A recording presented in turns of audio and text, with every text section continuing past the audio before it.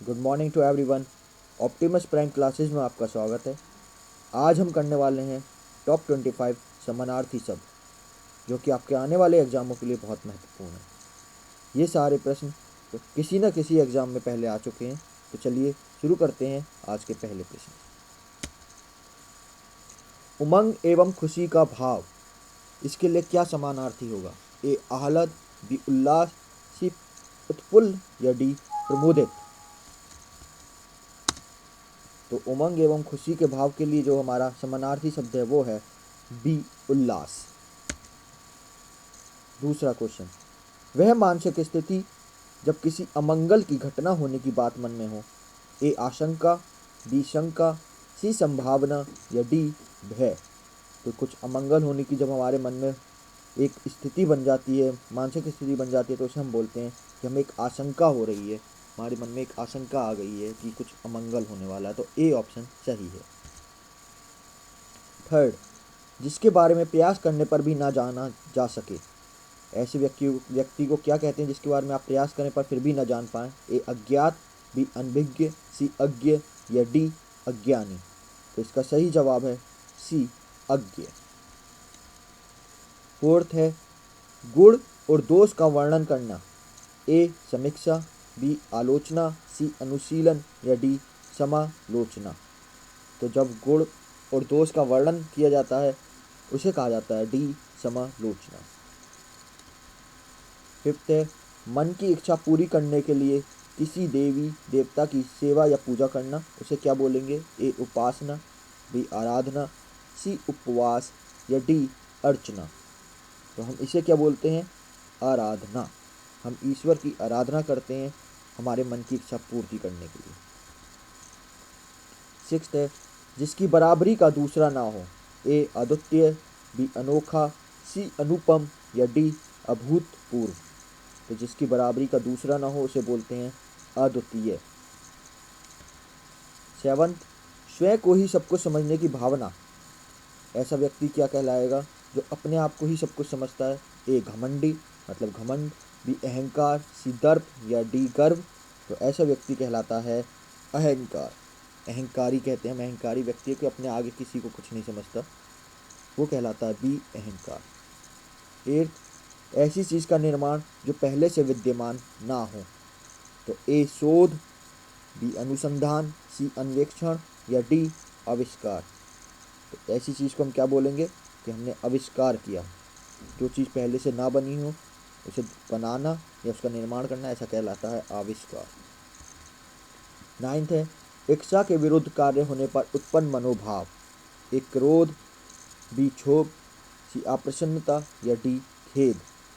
तो इच्छा के विरुद्ध हम कोई कार्य जो होता है उसे बोलते हैं अप्रसन्नता। ऑप्शन सी सही है। प्रिय के चरवियोग से उत्पन्न मनोभाव, किसी प्रिय के गुजर जाने पे जो हमें होता है उसे क्या बोलते हैं? ए शोक, बी दुख, सी विषाद या डी संताप। तो हम उसे बोलते हैं शोक। ऑप्शन ए सही है। उपदेश देने पर भी जिसे ज्ञान प्राप्त ना हो, ऐसे व्यक्ति को हम क्या कहेंगे? ए अज्ञ, बी मूर्ख, सी अनभिज्ञ या डी धूर्त। तो ऐसे व्यक्ति को कहा जाता है मूर्ख। ऑप्शन बी सही जवाब। ट्वेल्थ है, जिसके बारे में कोई जानकारी ना हो। ए अज्ञ, बी सी अदृश्य या डी अज्ञात। जिसके बारे में कुछ जानकारी ना हो उसे बोलते हैं अज्ञात। 13th है, ऐसी वस्तु की चाह जो किसी प्रकार प्राप्त की जा सके, उसके लिए क्या बोलते हैं? ए इच्छा, बी आवश्यकता, सी उत्कंठा या डी वासना। तो ऐसी वस्तु जिसकी चाह जो किसी प्रकार प्राप्त की जा सके उसे बोला जा सकता है उसकी आवश्यकता है। बी ऑप्शन सही है। 14th है, किसी वस्तु को पढ़ने के बाद उसके बारे में मनन या चिंतन करना, उसे हम क्या बोलेंगे? ए अध्ययन, बी स्मरण, सी अनुशीलन या डी अध्यवसाय। तो ऐसी चीज़ को बोला जाता है अनुशीलन। ऑप्शन सी सही जवाब। 15th है, मस्तिष्क संबंधी बेचैनी को क्या बोलेंगे आप? ए व्याधि, बी आदि, सी रोग या डी पीड़ा। तो ऐसी चीज़ को हम बोलेंगे जो मस्तिष्क से संबंधी बेचैनी होती है उसे बोलते हैं ऑप्शन बी आदि। 16 है किसी के दुख को दूर करने का प्रयत्न करना, उसे क्या बोलेंगे? ए करुणा, बी दया, सी सहानुभूति या डी कृपा। तो ऐसी चीज़ को बोलेंगे करुणा दिखाना, उसके दुख को दूर करने का प्रयत्न करने के लिए जो हम करते हैं उसे कहते हैं ए करुणा। 17 मार्गदर्शन करना, मार्गदर्शन करने के लिए क्या है? ए संचालन, बी आदेश, सी निदेश या डी निर्देश। तो ऐसी चीज़ का मार्गदर्शन करना उसे बोला जाता है डी निर्देश। 18 है किसी अन्य से जिसकी उपमा ना दी जा सके उसे क्या बोलेंगे? ए अनोखा, बी अद्वितीय, सी अनुपम या डी अतुलनीय। तो किसी अन्य से जिसकी उपमा ना दी जा सके उसे बोला जाता है सी अनुपम।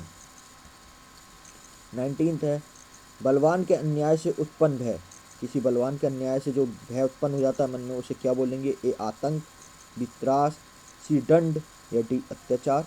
तो 19 का सही जवाब है ए आतंक।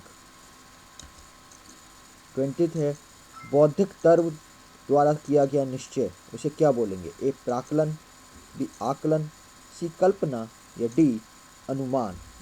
तो ऐसी चीज़ को बोलेंगे डी अनुमान। 21 है किसी कथन पर सहमत होना, उसके लिए क्या है एक हमारा समानार्थी? ए समर्थन, बी अनुमोदन, सी स्वीकृति या डी सहमति। तो ऐसी चीज़ को क्या बोलेंगे हम? जो किसी कथन पर सहमत होने के लिए तो उसे बोलेंगे हम अनुमोदन। 22 है सांसारिक वस्तुओं के प्रति आकर्षण को क्या बोला जाता है? 22 सांसारिक वस्तुओं के प्रति आकर्षण को हम क्या बोलेंगे? ए मोह, बी आसक्ति, सी अनुराग या डी ममता।